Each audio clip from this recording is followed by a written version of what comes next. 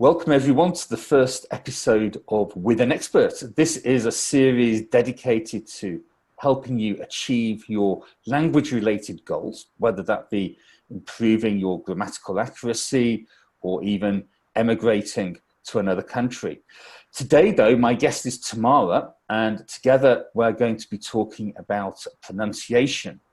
Tamara is a London-based accent reduction coach and founder and director of Pronunciation First. So Tamara, welcome to the With an Expert podcast. Thank you, Andy. Thank you for inviting me. Thank you. Let's just begin by asking the question, why is pronunciation important? Is it important? Do we need to worry about pronunciation? I think it's a matter of personal choice, really. So some people worry about it, some people don't, and there's no right or wrong in it.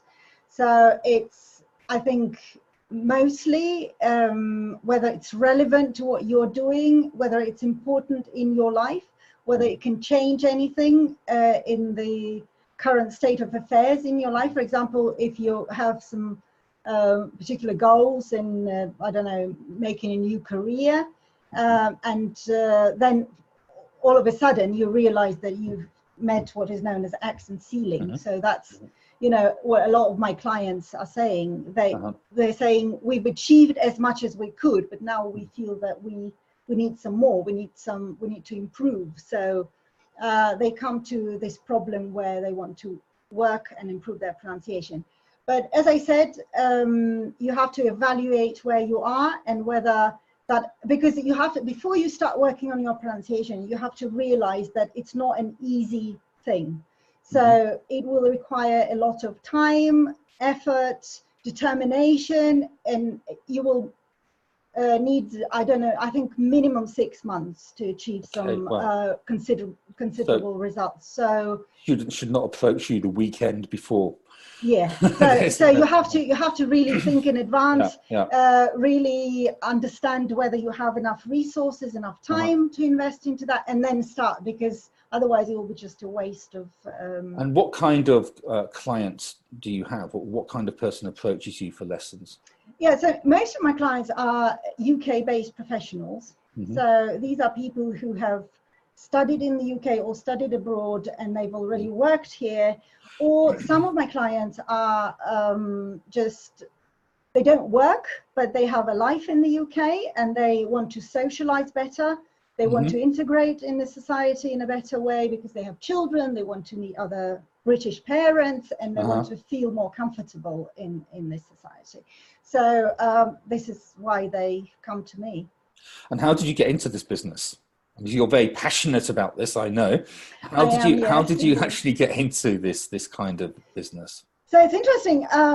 I actually got into pronunciation teaching years ago. So this was about 20 years ago when I became a language student back in my country. So I come from St. Petersburg in Russia. And when I entered the university back in 1999, which is exactly 20 years ago, I already was very fluent in English, and I thought I was a superstar. And I was thinking, okay, what can they teach me? And then in the first session, which was actually a phonetics session on phonetics, I realized I didn't know anything about this language. Like I knew grammar, I knew vocab, I could speak, but not really what is a proper English, So then I dedicated the next few years to really mastering things and understanding, getting really deep into understanding the differences between the Russian sounds, the English sounds, like what it takes to change, the way you sound. Has your accent changed a lot since those days? It did, obviously, yes. And are the people surprised when they talk to you to find out that you're Russian? Because so some extra practice I was getting was during the holidays. I was working as a tour guide, and because St. Petersburg is a world famous place for tourist attractions. So I was working with British tourists and American tourists, and I was trying to get my ear training done during that work as a tour guide, because many people don't realize that a lot of work on your pronunciation is actually about starting to hear your mistakes, about taking your time to compare how you sound, how most people from your country sound, and then how people in Britain sound. So all that, you can even do that, you know, by switching on the news and listening to BBC like for 5 minutes a day. But you have to develop what is known as critical listening. So it's not just listening for the information, it's listening for the sound of like how is that made, how different that sounds, you know. Okay. So yeah. So yeah, we're kind of getting into the next section of questions. Go ahead. So I was getting my training back at the university, plus some ear training, because you understand, 20 years ago there was no internet, like proper internet as we have it now. There was no YouTube in the way people still have it now. People didn't travel that much, so in a way we I like this joke about we studied from the books of Charles Dickens, and in a way we had excellent materials, but they were sort of old-fashioned. They were like sort of they would come from the 70s, you know, 60s, late 70s, late 60s, early 70s. So at the moment, I think like modern students have so many more advantages in the way that they have access to anything they want. It's just their determination whether they want to take that material and apply their time to this and effort to get where they want to get. So what is the problem for students then? What's making their life so difficult with accents? So the first main problem, and this is what making me so passionate about it, is that I think teaching English as a foreign language at the moment is in a way it's not in a crisis in this respect, but in terms of teaching pronunciation, it is in a crisis, because I was speaking to some experts in pronunciation earlier, and they said back in the 80s, up to I think sort of early 80s, every single teacher, even like in Great Britain, was trained to teach pronunciation, like properly trained. Whereas after the 80s, I think because English became so popular, it just became an international language and everybody wanted to learn English. So they needed so many teachers that they just couldn't teach that many teachers properly. So then what it came down to is that most teachers are not really trained to teach pronunciation. And that's why they're just ignoring that in the classroom almost completely. And this is happening all over the world. I think it's happening in Russia, in France, in Spain. So because this aspect is ignored, so the students from day one, they're allowed to use the sounds of their mother tongue when in whatever language they're learning, including English. It's not just about English, it's about learning any foreign language. So you have to be given, like as a student, I think, you have to be given a choice from when you start learning a language. So whether you want to really understand how to speak it properly, you might say, no, I don't have time for this, and then just ignore it, but that will be your choice, you know. Whereas I feel that at the moment people don't get this choice. They just they're taught in a certain way, then they're using their sounds which they have a habit for, because we're all using muscle memory for speaking. So when you're speaking any language, like as a mother what is tongue, muscle memory? Can you explain more? Yeah, muscle memory is like any muscles that we have in our body, they have memory. So when we speak, that's muscles of our articulators, and then they if you think about how we start speaking, so as babies, we try to imitate sounds which we hear from our parents mostly, or siblings. So and then we go from sound to sound, and we look at the reaction of our grown-up. And if mother smiles back, then the child understands, okay, I'm doing something right. And then he repeats that over and over again until this becomes a habit. So slowly, habit by habit, he learns certain words, which then he speaks with, you know. And then it's interesting that then, so when we start speaking, we actually do it consciously, always. Mhm. It doesn't matter whether we are learning our mother tongue or we Mhm. are learning any foreign language. We have to do it consciously because we don't know it. Uh-huh. Then with the help of our memory, muscle memory, because we've repeated it so many times, our speaking becomes unconscious.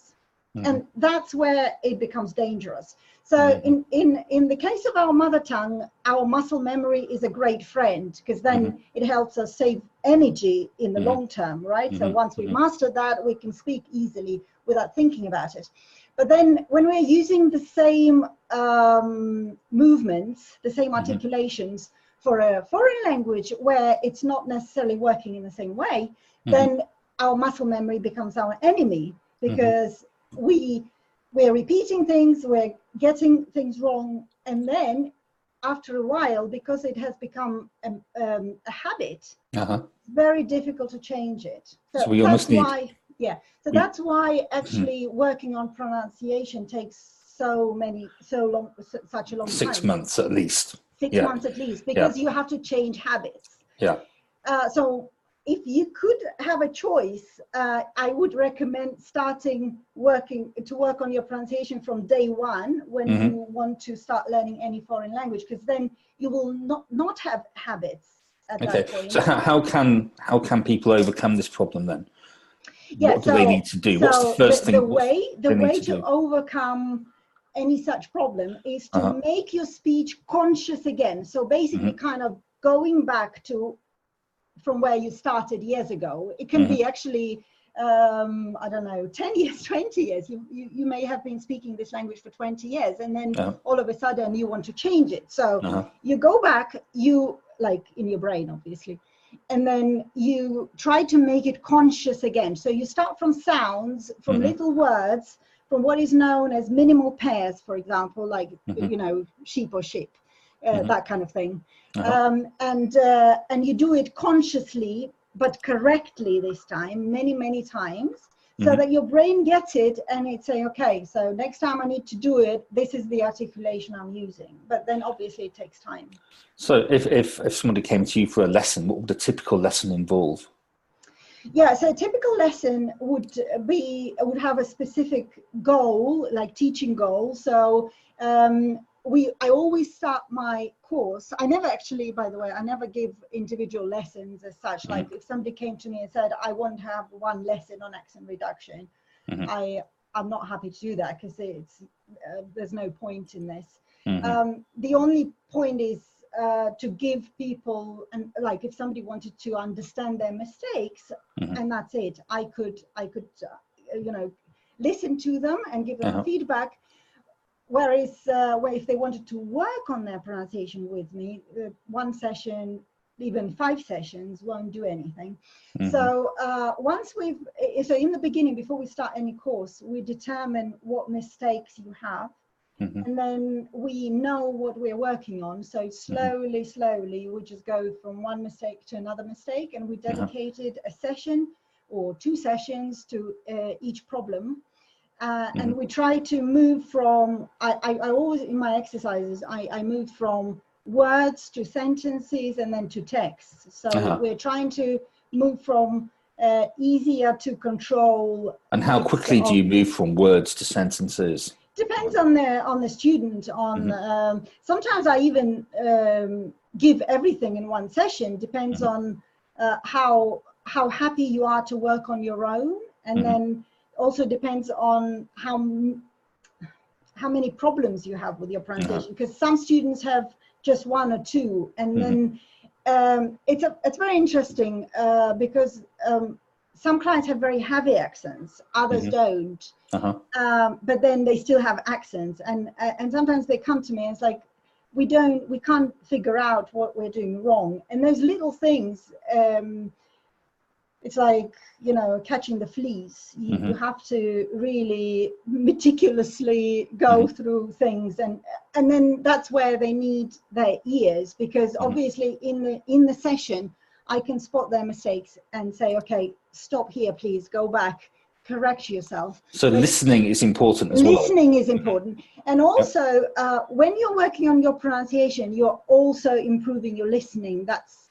that's like 100%. So most people will notice that on top of, you know, their pronunciation being improved, they've also improved their listening.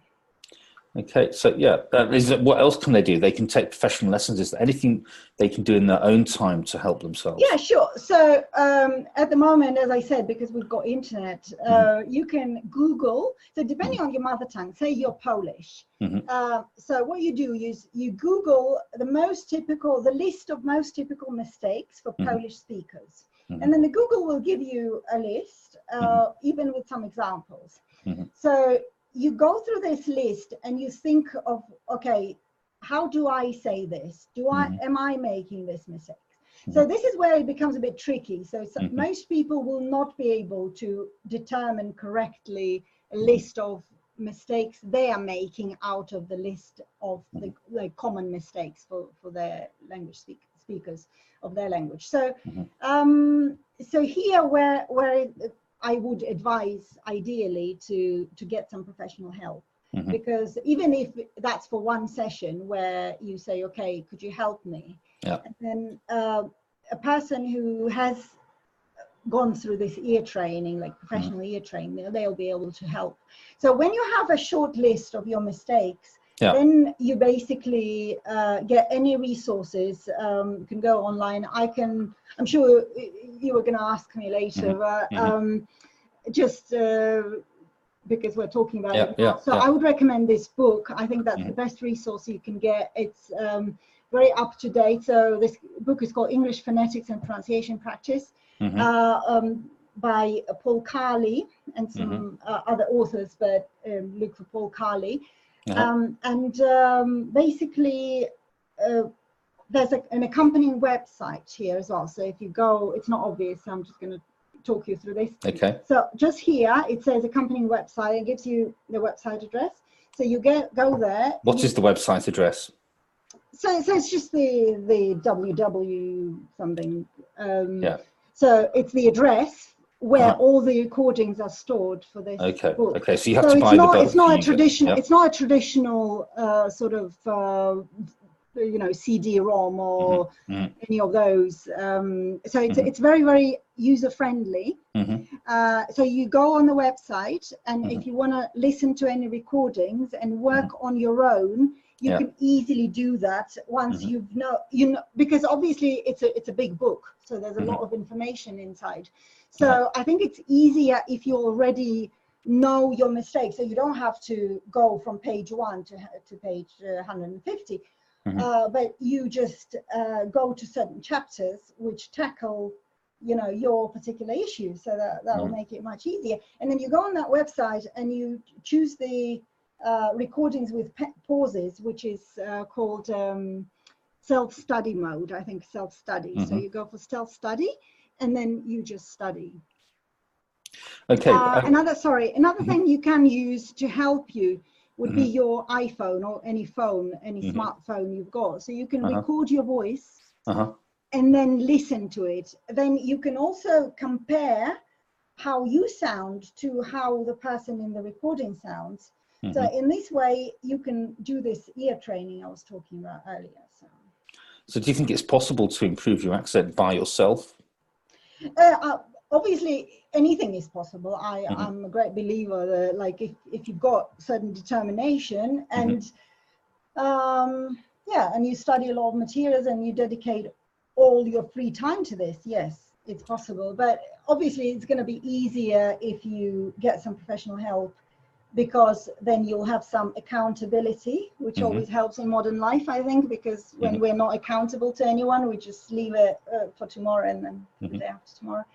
And then, so accountability is very important, and then guidance, obviously. So, because otherwise you'll be practicing your mistakes, won't you? Yes and no. So it depends on how successful you are. But then it's very, as I said in the beginning, it's very difficult to determine whether you're doing it right or wrong. So you may be practicing your mistakes, or you may not be practicing your mistakes, because you may have you know, a very good ear for music, and you might be, you know, once somebody points out, like, for example, in this new first exploration session or like initial session, if you take a session and you ask a professional coach about your mistakes, they will take you exactly from mistake to mistake, and they will explain what you're doing wrong. So once you've get that understanding, I think you can easily go and do it yourself, provided that you have a good ear for music. Does pronunciation impact any other areas of English?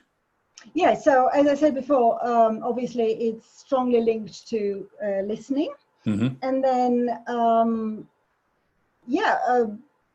grammar as well. So I think, as we were discussing earlier, so you can, I think all the aspects of English are actually related. So once you improve one, you then it will actually improve your understanding of the whole language. And have any of your students sort of mentioned that at all? As it helps them in any other areas? Yes, actually, I've had a very interesting case with one of my students. It's a Romanian lady. I worked with her a couple of years ago, and she didn't have any particular goal, but she was on the side. She was working towards her IELTS, towards improving her IELTS score, particularly the writing part of it. And she was also working with me on pronunciation, not to improve her IELTS pronunciation score, but just because she felt like doing it. And then when she retook her exam, she reported back to me and she said, I actually improved both my writing and my speaking. So her overall score was much bigger, much higher than the first. So that was an unexpected outcome for her. But as you say, it's all interconnected, isn't it? If you can't hear someone using a plural s, for example, then you're not producing a plural s in your speech, and then you're not producing it in the writing either. So improving your pronunciation can impact everything. Yeah, and it was actually very interesting with that particular student. I didn't even ask her. She was very happy when she got her exam, IELTS results, and she just got back to me and she said, look, this is unexpected, but it's like a little bonus, of having taken time to do your course and everything. So I was very pleased. But I think it would be a very good example for any students who might consider working on their pronunciation as part of their IELTS preparation. You're welcome. Yeah, great. Is the phonetic alphabet useful? Oh yes. I might sound old-fashioned now, but I strongly believe, I insist that my clients, because I'm giving courses which are quite long, they start from anything of 10 sessions minimum. That's if you have very few mistakes and you're happy to work on your own for hours. So anything between 10 and 40 sessions. So we have time to explore things, including studying anything that I might think is useful. And I think transcription is very useful. So it's a useful tool, and I'm going to explain why. Obviously, a lot of my students, they argue, they're saying, okay, Tamara, why do we need to learn this if we can go to an online dictionary and press that button, which gives us the, basically says the word for us. But then we come back to this ear training thing. You are not at the stage where you can interpret correctly what you hear. That's the problem. You're just not there. It takes years of training you have to be a phonetician. I'm not even sure I'm always 100% at that stage. So you have to be Professor Higgins to be able to do that, but if you're not, then just go and study those little symbols, and then you can always apart from pressing that button and listening to the word, which is good, but then you can look at the transcription and understand. It's like maths, okay? So you understand exactly what you need to do. So why would you try and guess what you need to do if you can have a tool, master it, and always know 100% what you need to do? So I think that's very useful. Okay, so yeah, you mentioned a few good books there, and the phonetic alphabet is a good tool as well. Is this something that you would recommend for most people? As I said in the beginning of our interview, I think it's a matter of personal choice. Mm-hmm. So you have to, firstly, you have to understand what your goal is. So would you like, because some people come to me and they say, oh, we want to sound like Brits, you know. Mm-hmm. Like, let's be honest, if you are anything over 25, mm-hmm. It's very unlikely, and you've spoken English like this English, the way you speak for the past, I don't know, 10 plus years, it's very unlikely that you will ever sound like a native speaker. It's like almost impossible. But they're actually saying you have to come and live in the country before puberty in order to be able to sound as a native speaker, so become bilingual or whatever. So if you're past that stage, we are talking about minimizing your accent, about trying to get rid of those traces which will help people trace back your accent. It's like, I'm sure a lot of people can relate to this. Many of my clients come to me and they're saying, I hate when I open my mouth and then the first thing I hear back is like, oh, so you're Spanish, or you're Polish, or you're Russian, you know. So if you get this every day and for years and years, then at some point some people become tired of this. So that makes them do something about it. So do you think it's necessary though to have a British accent or an American accent?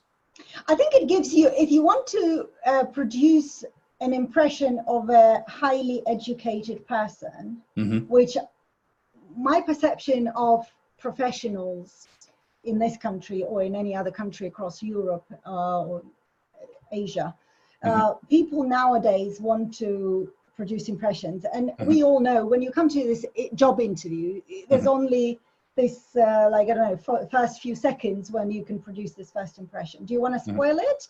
No, your accent can help you produce that first impression. It intrigues, you know, your interviewer. It can, you know, it's just, you sound as if you've had a perfect training, like the best training, and people want to learn more about you because people tend to like educated people. So this gives you just this extra sort of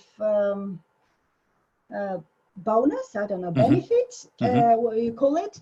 And also another part of work on your accent, like accent reduction, is about training teachers. So I'm not talking about British teachers, or obviously native speakers now, but I'm talking about all the teachers who teach English as a foreign language in other countries, say in Russia or in Poland or in Spain.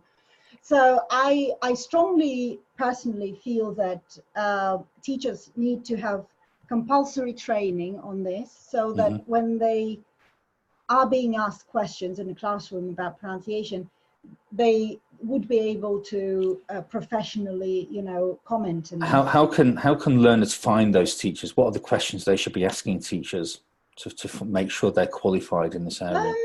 I don't think that there's a way to be, unless it's a person who specifically says, or like advertises themselves as a teacher who's doing that. But then they need to look at their qualifications as well, because a lot of people who are doing accent reduction training at the moment are actually more qualified to be elocution coaches. So they're what's the difference between accent reduction and elocution?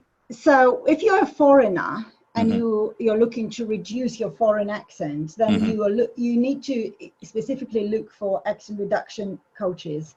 And you'd better not choose a coach who comes from acting background. So if their profile says they were trained as an actor, then this would mean they would be a perfect actor and a perfect elocution coach, which means they can help you with performing, you know, with performing, with public speaking, maybe with your voice being stronger and stuff like that, with controlling those things. With stage fright, but not really with the linguistic side of things. Okay. there's two groups of coaches in this market at the moment. So acting coaches are not the ones to go for, basically. Yeah, I mean, I wouldn't recommend, because those coaches, they might be perfect coaches, but for something else. You need to look for coaches who are professional linguists. So if the profile of the teacher says they've had a professional linguistic training, and then they take a special interest in phonetics, so these things go together. So because it will be very rarely that somebody was trained specifically as a phonetician. It's a very narrow specialization. So it would be rather a linguist or professional teacher with the interest in phonetics, or practical teaching of phonetics. Okay, it's interesting. Should it be the aim of every learner to remove all trace of accents? I think if you're not planning to live in an English-speaking country, then probably not. So it just might be that you take an interest in this, and you work towards this. But then I think if your future plans lie somewhere, within the the work or building a career in an English-speaking country, then I think it's almost certainly that's worth investing your money and time. Accent reduction implies that you're just reducing the accent rather than teaching a new accent. Yeah, accent reduction is a broad term, I think, and then it depends on the goal of any particular student. So it can be anything from making you sound more intelligible. It's like, because some people have accents where, like, for example, a Spanish accent, sometimes people struggle understanding Spanish speakers.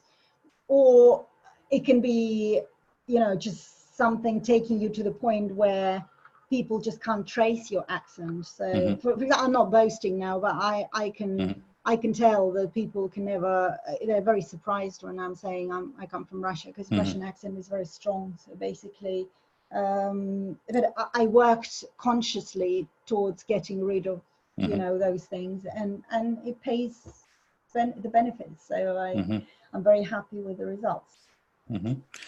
So yeah, I mean, one of the questions we were sent in is when is the best time to start working on accent reduction? I think you've said a bit about this already.